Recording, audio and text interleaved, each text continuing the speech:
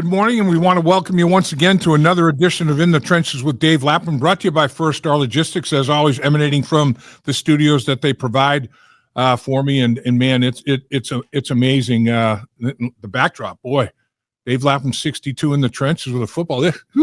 I mean, I feel special, man. It's crazy, you know. It's own little studio area. It's cool. That's because you are special. You're in the ring of honor, baby. You're in the circle of love, as they would call it. You are now have been enshrined as a legend. As long as the Cincinnati Bengals are discussed or talked about, so will the name of Dave Lapham. So it's well earned, well deserved, and we're all happy for you, Dave. You should know that. Appreciate that, Solly. Coming from you, that means the world to me, man. It really does, because there's nobody that I respect more in the game of football. I'm talking coach, player, broadcaster, nobody that I respect more than Solomon Wilcots, and respect what you think about the state of anything in the National Football League. I respect your opinion on all of it, Solly. You're a very wise man for sure. Much appreciated, sir. Thank you. Yes, sir. So let's talk about this edition of the Cincinnati Bengals, and let's start with your side of the football, your expertise. Mm-hmm. Defense. Al Golden brought in as the new defensive coordinator for the Cincinnati Bengals. He had just come off a season where Notre Dame went to the national championship game. He did a marvelous job, man, coordinating that Irish defense, and the players idolized him. I mean, they worshiped the guy. It was like everything Al Golden said was gold, man. It was like it was gonna happen. You know, he was like a soothsayer or something. Players were like awestruck about how much football he knew. And could apply it immediately on the football field, because some coaches, know a lot of football, and they can get up on a board and chalkboard and draw it up. But man, when it's live bullets, it's nut cutting time, as they say.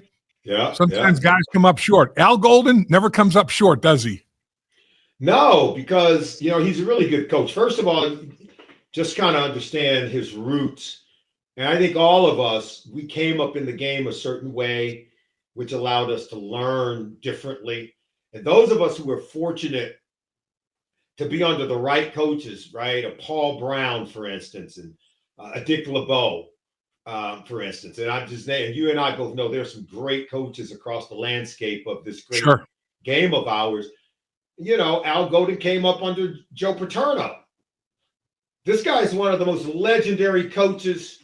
He's literally one of the founding fathers of our game, the modern NFL game. Great coaches have coached under Coach Paterno. And so if you played for him and then coached under him, as Al Golden, who was a really good football player, by the way, but he was a tight end. And that's why I'm amazed, because he cut his teeth on the offensive side, but then he came to the dark side. He came to our side. He came over to the defensive side of the thing.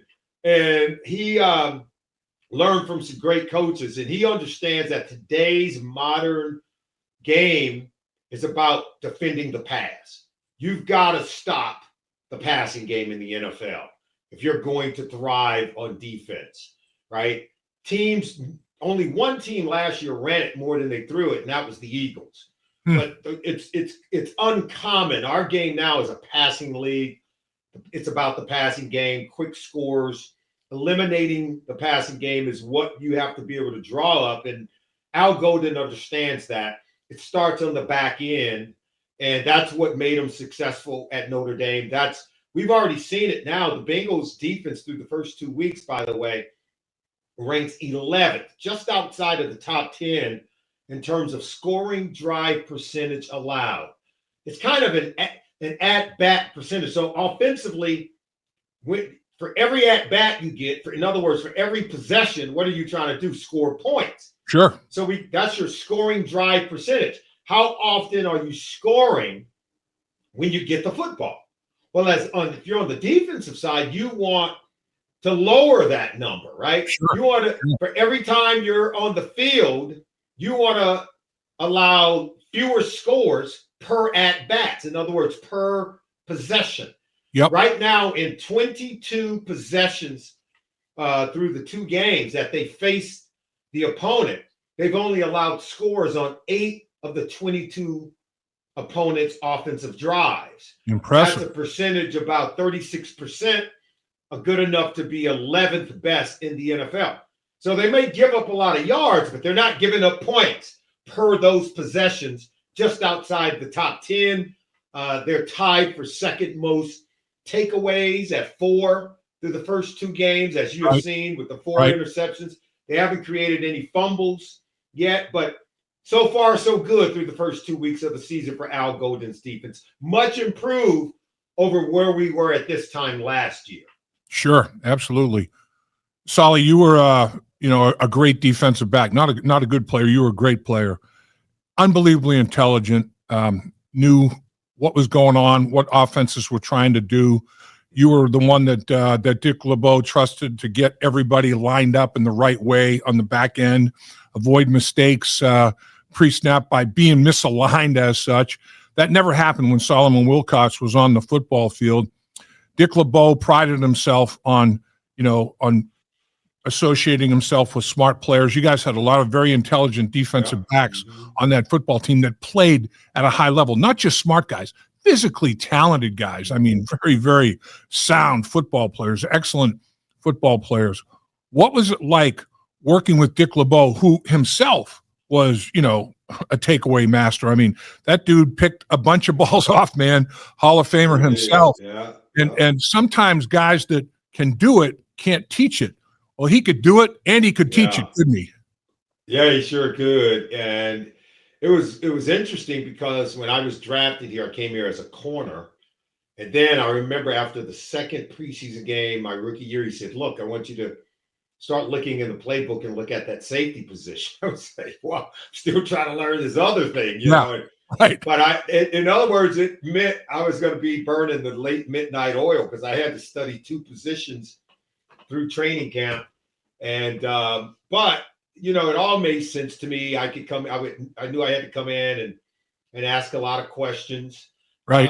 And he was a huge help. And then we started to dive in. But yeah, look, you have to be able to digest what's being asked of you before you can get out on the field and make plays come alive, is what I call it. You've got to. Right. And it's a lot, because then you got to learn to start thinking like the offense. What are they trying to do? How, if I were them, how would I play the safety on this play? Right. Or how would I bait the corner on this play? What are we trying to accomplish? And what are they trying to do to us? So it's a lot to digest, and there's a lot of communication. And more importantly, as a safety, as a corner, you just got to execute your job. As a safety, you got to execute your job, but you got to help everybody else execute. That's where it becomes a different part, a different job, a different sort of role. And you are an extension of the defensive coordinator who's calling all these plays and asking you to communicate, make all the checks. So you're much more of a vocal player before the play even starts. And then a physical part, you have to carry that out after the ball is snapped. So there's a lot of work that has to get done. There's a lot of studying that has to get done. And then you have to learn how to be more of a cerebral player while at the same time being a physical player. And Dick LeBeau knew that you had all that. I mean, Dick LeBeau had you in his mind as, here's my leader. This is my guy. This gentleman here understands football, understands everything about football, and he can get everybody lined up. He can be my extension on the football field. He can be my coach on the field in the huddle for the defensive backs. When they huddle up, everybody's looking at Solly to get the final comment on where they're supposed to go, what they're supposed to do, and how they're supposed to do it. And Dick LeBeau knew that you were more than capable of that. And Dick LeBeau was a versatile guy himself, very versatile football player, and he loved football players that had that position versatility. And he loved you, Solly. I can tell you, he told me many times that he loved you as a football player and as a human being.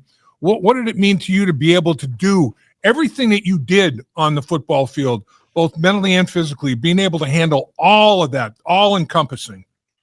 Well, I tried to keep things very simple. I knew that more importantly, the way that I was kind of raised up, you got to be able to tackle. If you play in the secondary, you have to tackle, man. You can't, for every extra yard after making contact, if you let that guy gain 2, 3 extra yards, or if he slips away and the next guy's got to get him, when you already are the last line of defense, that you are a threat to your own defense if you can't tackle and get people on the ground. So I knew I had to do that. And then as a former corner moved to safety, I felt like the coverage skills were there.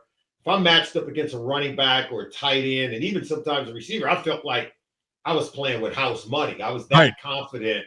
Right. And then from a zone perspective, then you just have to learn how to match up to route combinations. So I knew I could help the defense in a lot of different ways. But more importantly, as a communicator, you had to be able to help other guys knew what to expect. This is how we're going to run this. And we could talk about that during the week. And then in games, it was very easy to be able to carry out the defense. So, look, I see Jordan Battle being that same player for Al Golden in the Bengals defense now. What he's doing right now, the way that he and Geno Stone are operating and communicating to the other guys for Al Golden, we're seeing it pay off. And we're seeing them come up with takeaways and turnovers and interceptions. And, I talked to Jordan Battle about this, who played at a very high level. He played at a powerhouse high school at St. Ignatius in down there in, down at St. Thomas Aquinas, it was Right. in Florida. Right. In Yep. Florida. I get that confused sometimes with Cleveland, St. Ignatius, Right. St. Right. Thomas Aquinas, which is a football factory down in Florida. And he Right. played on some great teams. And then he goes to Alabama and plays for Nick Saban, played on some great teams. And now this guy's played in big games at every level, at the high school level, the college level, and now in the NFL, where it's not too big for him. And so if there's anyone that I think that Al Golden could trust, I think it's Jordan Battle. And you can see it now. He's got an interception in every single game so far this season in their first 2 games. He's finding the ball. He's a great communicator with everyone back there. And you could tell he's a guy that sees the plays before it happens. That's why he's making – I've been to their practices where this guy's making plays on Joe Burrow in the red zone. And the Bengals right now has had more red zone snaps on defense than any other defense in the NFL. But yet they're keeping people out of the end zone. Think about that. Bend but don't break. They bend but don't break. And so they're giving up the yards. They're not giving up the points. Yeah. And they're keeping people out of the end zone. If you don't let them score, they can't beat you. So right now, I give a lot of credit to the secondary. Now, look, a few passes has been dropped, in the end zone by the opposing team, but so far so good. I like what I'm seeing from this team. So as you have studied, and I know you watch game tape, looking at the Bengals defense in the first couple of games, where are they, Solly? I mean, what kind of a level are they playing at? There's always meat on the bone. There's always room for improvement, but how are they playing for Al Golden at this point in time in the season, do you think? It's a bend but don't break scenario. This is what happens when you take a new coach who's bringing in a new scheme. So there's different ways to do things. There's new learning, right, for older players like a Trey Hendrickson, for B.J. Hill, for a T.J. Slayton. There's just new learning. They're learning new things. I think it starts up front, and it starts with those 2 interior guys I just named. B.J. Hill has looked phenomenal. T.J. Slayton's looked phenomenal. Notice teams aren't able to run the ball. Yeah. And that's what's been impressive, is that they're stout at the point of attack, and they're forcing teams to have to throw to win. And then obviously you saw Trey Hendrickson close out the game with a sack on Trevor Lawrence at the end of the game. Yep. You can force teams into that kind of scenario that don't let them run on you, force them to have to throw to win, and then make plays by getting intercepting all tips and overthrows. That's what they've done, right? You intercept all tips and overthrows. 2 interceptions against Joe Flacco week 1, 2 interceptions against Trevor Lawrence in week 2. now tied for second most takeaways of any team in the NFL. So they're getting by just by the narrow margins, but they are getting by. You could argue that without this defense, there's no way they're 2-0. There's just no way. So, look, they're off to the start that they were looking for. I don't think they're playing as cleanly and as well as they would like to on both sides of the ball. Right. But if they were playing clean but yet narrowly lost these games, but they wouldn't be happy. They're not playing clean, but they narrowly won these games, and I know they're happy. So it's like we'll take the 2-0, but still get the other things cleaned up as we go. Yeah, from that vantage point, playing cleanly, I'd rather have a UW, an ugly win, rather than a PL, a pretty loss, right? That's right. That's exactly right. Take those bad boys all day, every day. No doubt about every day. Every day. So, that's right. What about the coaching staff, Solly? How do you feel about the different moves that were made with respect to changes in the coaching staff this year from last season? Two new line coaches, I should say, defensive line coach, offensive line coach. Mm-hmm. You have a new linebacker coach. You have a new secondary coach. What do you think of some of these guys on the staff? Doing a good job, I think, from a secondary perspective. I still think, because you got to understand, coaches, it takes time to learn their players to know what they can and can't do, or what they do well as opposed to what they maybe not do so well. Right. And what you need to do is you need to be able to supplement the things that they don't do well with how you call the game, or maybe the positions you put them in. And it takes time to figure that out. We call it division of labor, right? You need work to get done. So now you have to divide up that labor, in terms of who you're going to give the work to. Yep. And you got to give the work to the people who can perform the task. But you got to learn those players and get to understand what they're good at to see, okay, here are the levels of where they can perform well. Here are the liabilities. Here are the deficiencies. And you want to avoid those deficient areas by not asking them to do the things they can't do. So it takes a while. You got two young linebackers who are in there. I think they're playing well. I think you might find that they're better at stopping the run, maybe better in the pass game, but in zone. Some are better in zone. Some are better in man. They're still learning that. I think the same on the back end of our secondary. Cam Taylor-Britt looked better week 2 than he did week 1. DJ Turner is making plays, still needs to get closer in coverage, right? Jordan Battle, again, I think is playing phenomenally well, particularly in his zone coverage abilities. So is Geno Stone, Dax Hill. I think we're better in the zone coverages right now than we are in our man coverages. That's just my take on it. Offensive line, man, we got to get better, particularly on the interior at the guard positions. But that's why they had to add Dalton Reisner, because I don't think they like what they saw in training camp.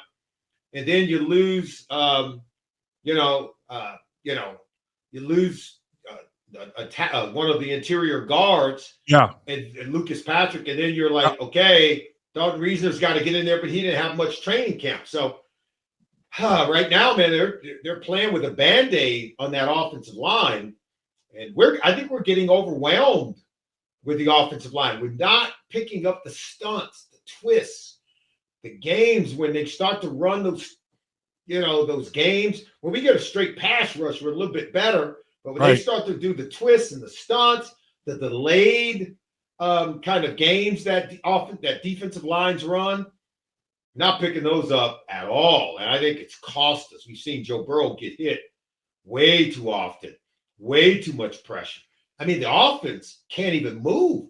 There was a time where we get the ball, we need to score, we go 3 and out, don't even gain a yard. Yeah, like 0 yards on 3 plays. We're moving backwards because the pressure is so overwhelming. You know what happens when you see that in a game? When the opposing team sees that works against you, you're going to get more of it. Oh yeah, they'll dial it up. They got that, yeah. So this week, oh my goodness, the Minnesota Vikings defense is one of the most phenomenal defense you will ever see. Look, I'm almost happy Joe's not playing this one. Jake Browning, get ready. Buckle up. They're coming. Because Brian Flores, this is the defense that makes quarterbacks see ghosts. You remember Sam Darnold was playing the Patriots in that game? He was like, I'm seeing ghosts. Yeah. It was Brian Flores dialing up those defenses. Yep. And I can tell you right now, it's one of the worst case scenarios because they will confuse your protections. It's more than just confusing the quarterback. It's more than just confusing him. They're going to confuse your protections first. And then you're going to think you got something hot, 3-step drop, got to get rid of it because they have a free blitzer. You're thrown right into a trap. I'm telling this is the Dick LeBeau defense, reincarnated. Yeah. Reincarnated. He's running the stuff we ran back in the 80s, but it's more complex now because they do it with a zero blitz. In other words, they'll take the guy out of center field and they'll add a guy into the protection because they can add a guy into coverage. This is lights out. By far, one of the worst defenses you're going to see all season. It's this game, it's the Denver game the next week, and it's the Chargers coming up. Those are the three. It is the biggest mountain to climb for a quarterback and the offensive line. Minnesota Vikings, Denver Broncos, LA Chargers.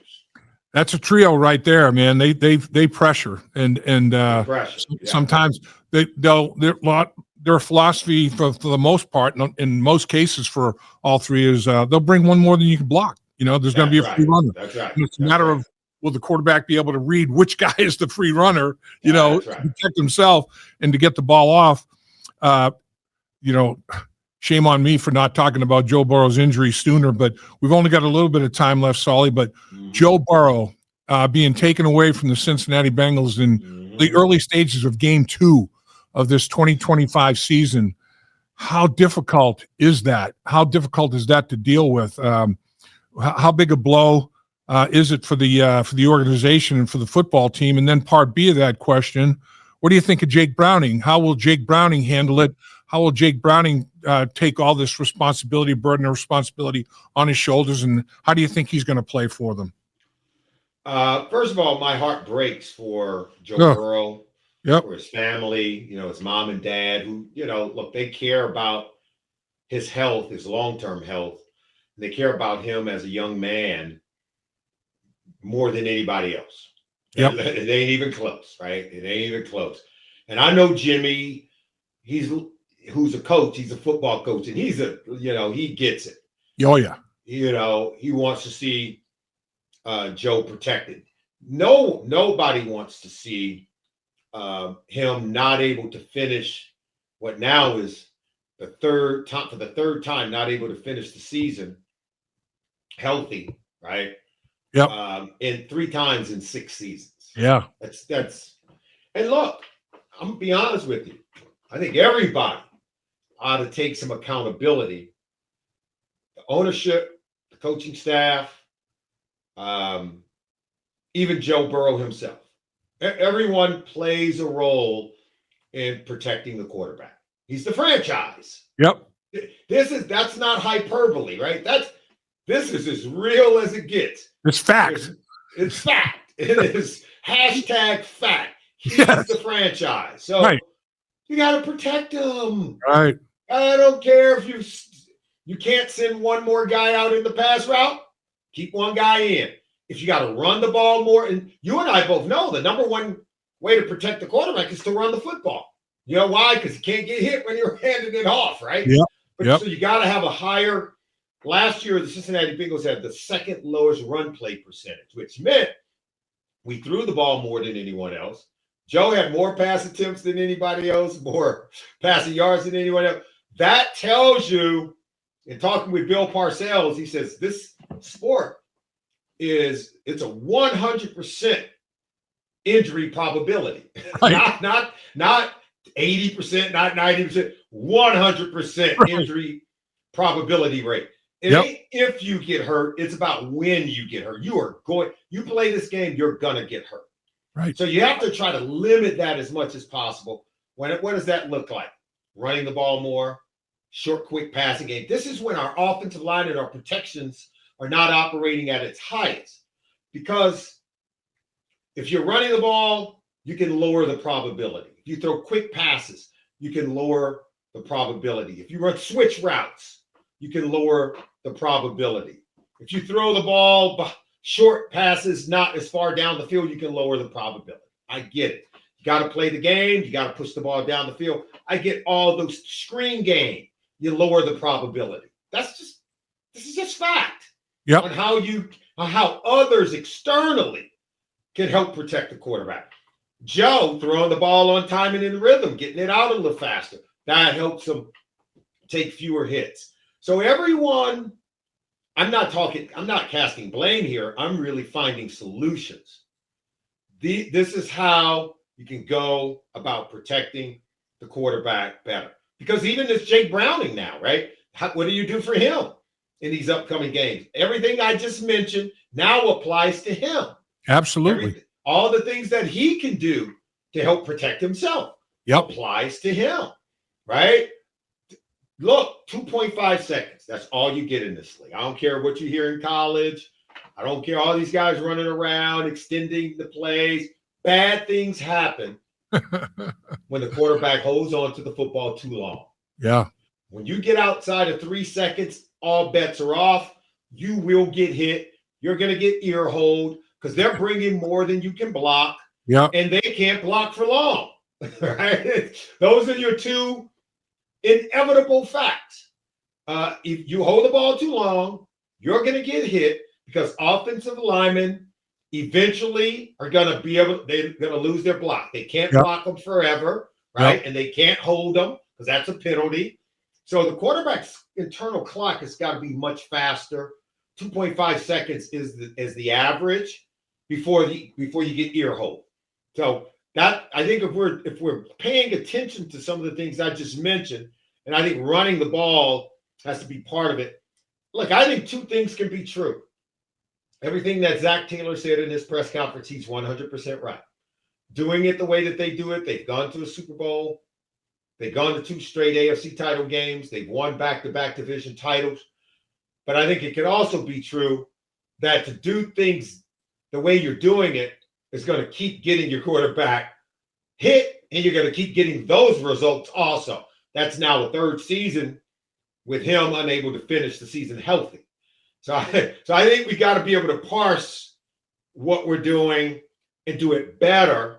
That allows him to stay healthy as well. So I do think you've got to be able to find that sweet spot. I agree with that 100,000%, Solly. Final question, and appreciate again you carving all the time you do for us. You're phenomenal, man. And nobody talks football and understands football better than Solomon Wilcots. I can guarantee you that. You got Jake Browning for the rest of the year. There are multiple games to play, a lot of football left. They've only played 2. They're 2-0, 2 close games, two close victories. They put them both in the proper column, that left-hand column, that W column. And that hasn't happened. I mean, first time Zach Taylor's ever been 2-0 in his coaching career with the Bengals. So, what does Jake Browning have to do? And what do the Cincinnati Bengals have to do as a football team to win their share of games, maybe get 10 or 12 victories during the course of the rest of the season? I don't think it'd be smart to run the same offense, like in other words, the volume of pass plays out of shotgun that you were doing with Burrow. I don't think it would be wise to do that at the same level, at the same quantity. You think you're going to get the same quality. There's only one Joe Burrow. Right. You might argue that Joe Burrow had become the best in the league at doing what he was doing. I agree. Not even Pat Mahomes plays like Joe. Not even Josh Allen plays like Joe, and Lamar Jackson, all the other guys. You could say Justin Herbert is close, Baker Mayfield is close, and they're playing at very high levels, right? They're close. But Joe's the best at doing it. I'm talking reading the defense, checking to the offense play that they want to get the best matchup, being able to read it out and go through his progression and find the right guy. I mean, look, and I give Zach Taylor credit. They did score 30 points and they won the game. Yeah. Zach Taylor's very good at putting the quarterback in a position to make plays.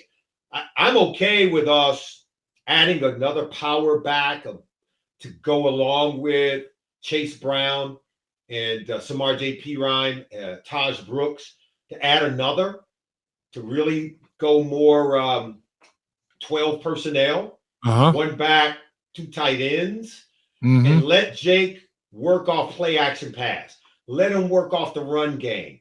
That's going to allow us to be more balanced, more even, and still have T. Higgins and Jamar Chase as an integral part of the game. The volume for throwing the ball is going to come down because we got to have a more 50-50 split, maybe 60-40, but not 70-30 pass run, right? Right. So right. That volume's got to come down, play more into the run game, more RPOs, a little more play action stuff off the run look. That helps protection. That helps your offensive line. I would love to see our offensive line have more snaps running forward than they have running backwards. You know what I'm talking about, Dave. I like that.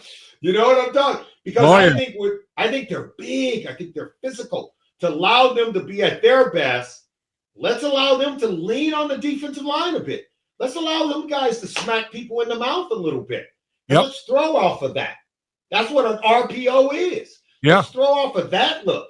Let's stop running backwards as an offensive line because they're not as good when they're – no offensive line is as good when they're running backwards as they are when they're running forward. No doubt. I just said something that's so basic to our game. But, man, these former quarterbacks who are calling plays, they want to throw, man. And Zach, I love you. Zach knows that's who I'm talking about. He's a former quarterback. Sure. At a high level, by the way. I love Zach because I do think Zach is a really good play caller, good designer. Yep. Zach, man, you got to run that ball, bro. You got to run that ball. You got to let these linemen eat. You got to let the linemen eat. Yeah. Let them start leaning on people.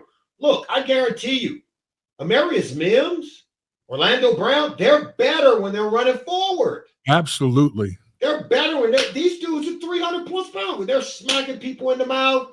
Yeah. I guarantee you, the guards, Dylan Fairchild, let him start coming around that corner, peeking up a defensive back coming around that corner, and watch him start salivating. These linemen, your opinion of them will change. You're going to say, I didn't know we were that good up front. Yeah. Of course, because you had them running backwards, man. Let them get some plays where they're running forward and see how good they become. And that's what I think they're going to have to do more with Jake Browning. If you're doing that with Jake, Jake's good enough to win some of these games. He ain't going to be perfect, but he ain't going to be throwing 3 interceptions either, right? No. You're right. You can't be doing that. And final question, Solly, and I promise this is the final, but I got to get your opinion. You mentioned 2 receivers, Jamar Chase, T. Higgins. Wonderful. I mean, incredible athletes, very gifted at the wide receiver position. I mean, they can do everything and anything that any offense could want. And the Cincinnati Bengals utilize them. I mean, they're going to make some big plays for the organization and for teammates. Jake Browning at the quarterback position, Zach Taylor calling plays. What do you have to do? How do you utilize these guys best? What is it going to take for them to contribute to this offense at the highest possible level that they can? Make sure you're not throwing into double coverage, because every defensive coordinator getting off the bus saying, in these situations we're going to cover, we get off the bus double covering Jamar Chase. You saw what he did on Sunday. Yeah. And then guess what? You find that Mitchell Tinsley, that T. Higgins are going to eat your lunch because they're going to win their one-on-one battle. So now then when you go double cover T. Higgins in certain situations, like to me, if I'm in the red zone or if I see Mitchell Tinsley in the slot, I'm like, oh, we may have to double this guy because that slot fade is hard to defend. Yeah. So there's certain times every last one of those guys are going to draw the attention of the defense. That's what you have to do. So how do you get single coverage on your receivers more than any other way? I'm going to tell you, because I'm not the smartest football player, but I do know this. Yes, you are. When you're running the ball, that extra defender's got to drop in the box. He's got to play the run. Yep. And guess what you get outside? Single coverage out every single time. When you run that rock, that's why in the Super Bowl, you saw A.J. Brown and you saw Devontae Smith. They big plays in the passing game because the Chiefs were stacking the box against Saquon Barkley. They had to. Right. They were like, we're not going to let Saquon beat us. Yeah, that means single coverage outside, bombs away. Running the football in our game. And these tendencies are starting to creep back into our game. More teams are running the ball. You saw B. John Robinson in the Sunday night game for Atlanta. Over 200. The team had over 200 yards rushing in the game. Yeah. They won that game going away against a really good Vikings defense. Right. How did the Falcons beat the Vikings? Ran the football. Right down the throat. Yeah. And it still was a close game, by the way. The Vikings defense is that good. Vikings defense is that good. Those rush yards came late. Those touchdowns for the Falcons came late. It's like chopping down the tree with an axe. It ain't going to come down with the first swing of the axe. The run game, you got to keep swinging, keep chopping. And then late, you might get to yell, timber! That's their defense. The dam breaks, man. It breaks. So the Falcons showed you how to beat them.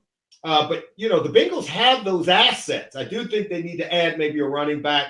But they have the offensive line, I think, to run the rock.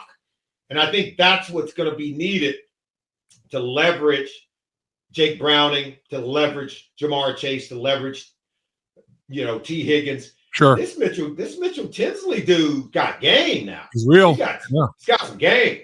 He does. Woo. He does. Dude. He can run some routes, man. Very effective route runner. Yeah. Yep. Really nice. Really nice. Solly, as always, can't thank you enough. This half hour was a football lesson, football 101 for all viewers and listeners. And I'm sure they greatly appreciate it. I know I do.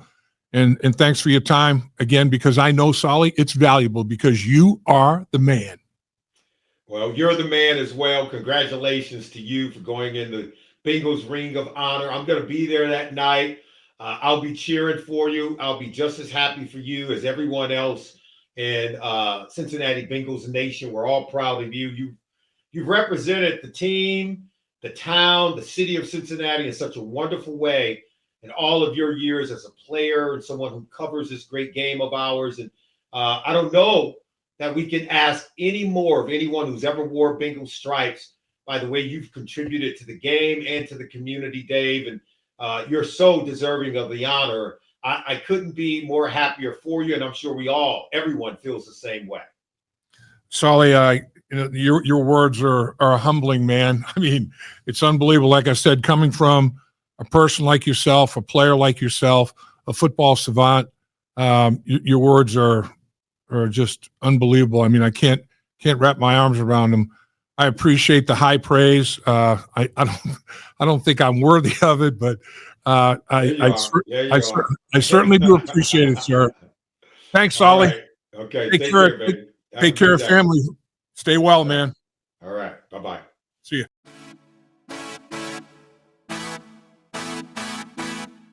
Dave Lapham here. While games are over for the season, there's no off-season for In the Trenches with Dave Lapham or First Star Logistics. First Star Logistics gave away great prizes during the season, which will continue with exclusive content in the First Star Media Group YouTube channel. So please, do me a favor. Subscribe to In the Trenches, hit the like button, and visit the First Star Media Group YouTube channel for exclusive content and special giveaways.